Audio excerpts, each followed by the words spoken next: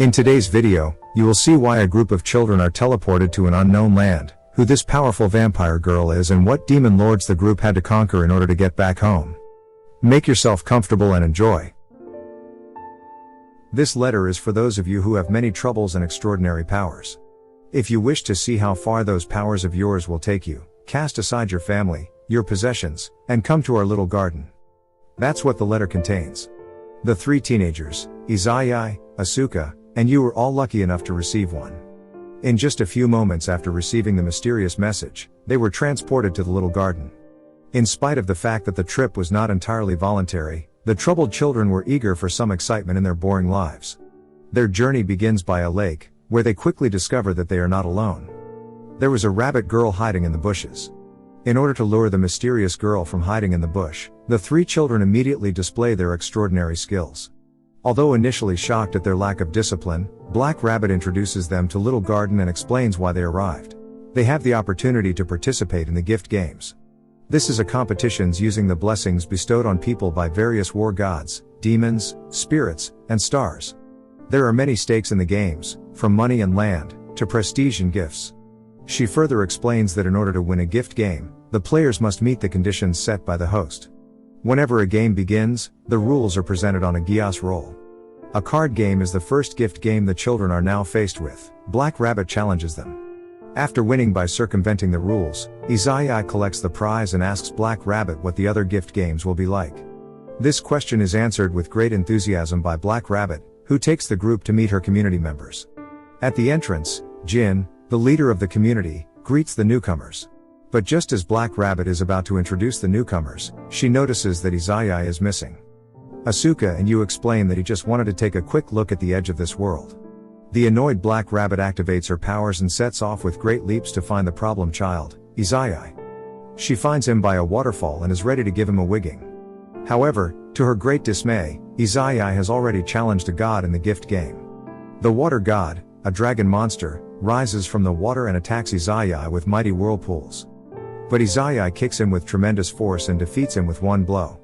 Black Rabbit cannot believe her eyes that a god was just so easily defeated by a human, but is delighted when she learns that the prize for Izayoi's victory is a water tree, which will finally provide her community with an endless source of water.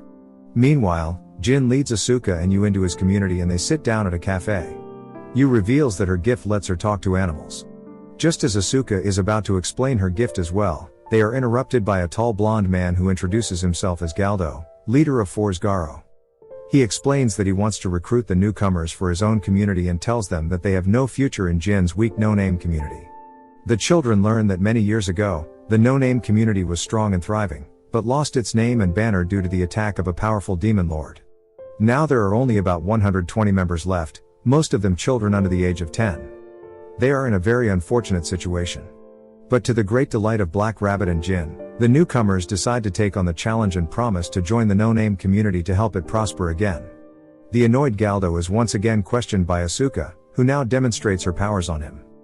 She forces him to reveal the secret of his community's success. They kidnap women and children of their enemies and thus control these communities.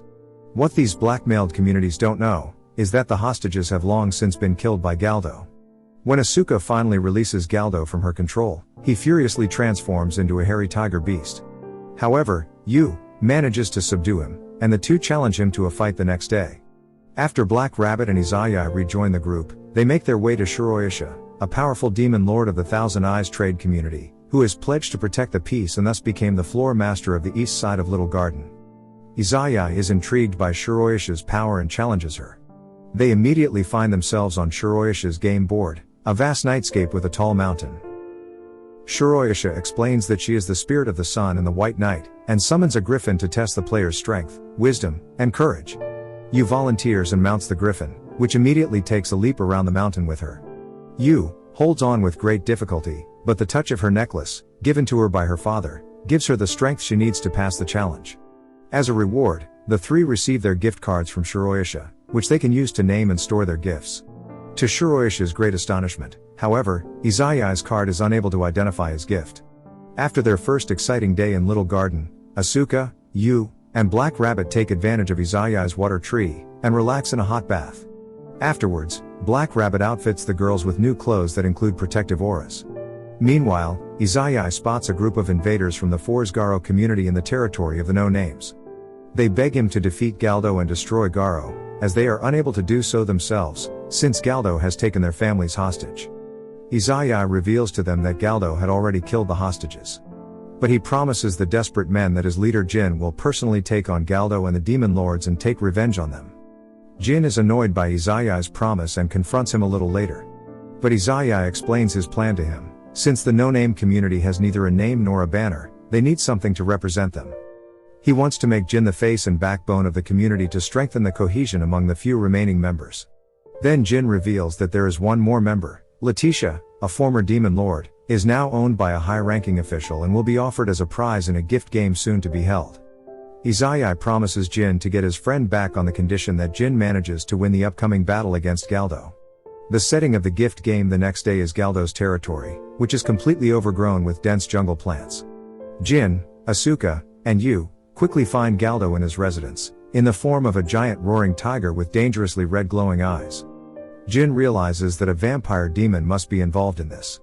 He also identifies the cross sword stuck in the wall as the player's designated weapon. After Yu's unsuccessful attempt to fight Galdo alone, in which she is seriously injured, Asuka sets fire to Galdo's building and lures him into the forest.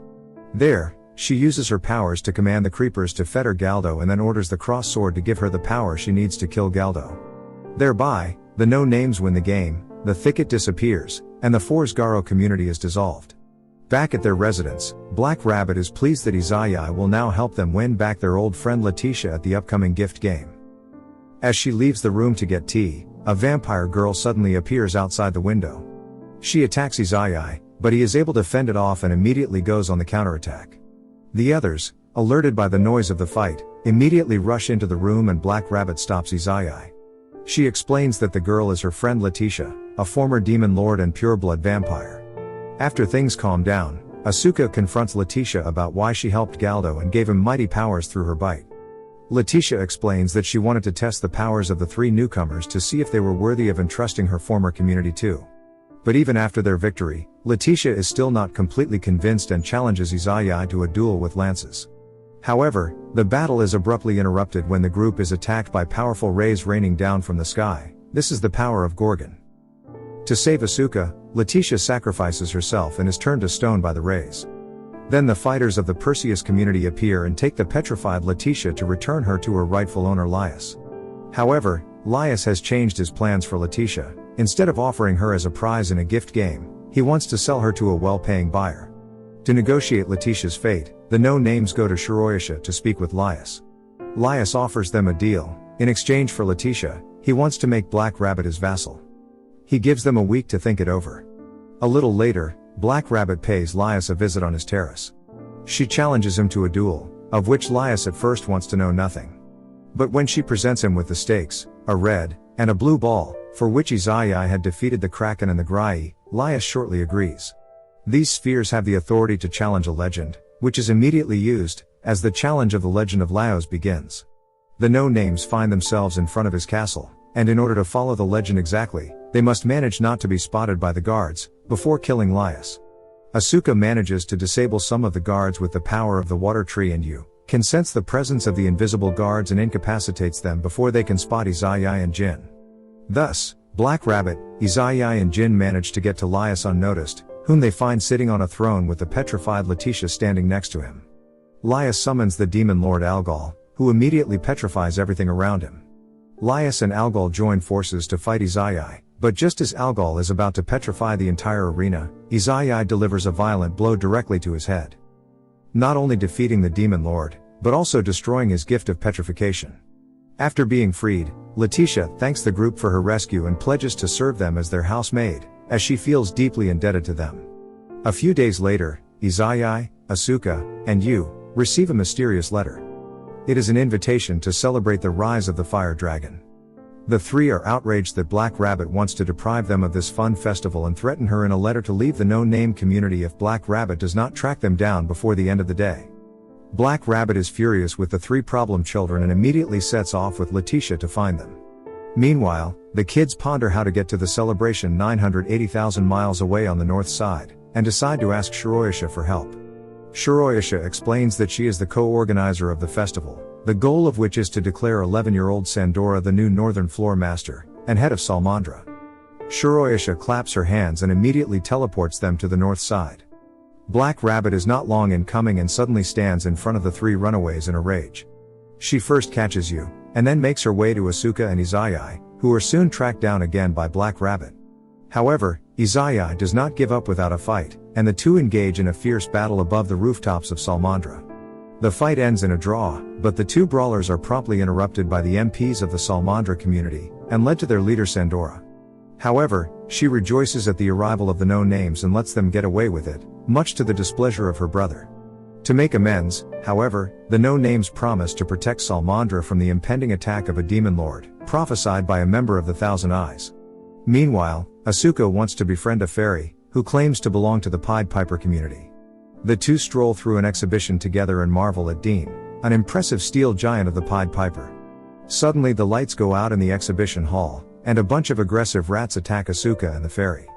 The rats seem to be under the control of someone very powerful, as Asuka cannot gain power over them with her gift. At the last moment, the two are saved by Letitia.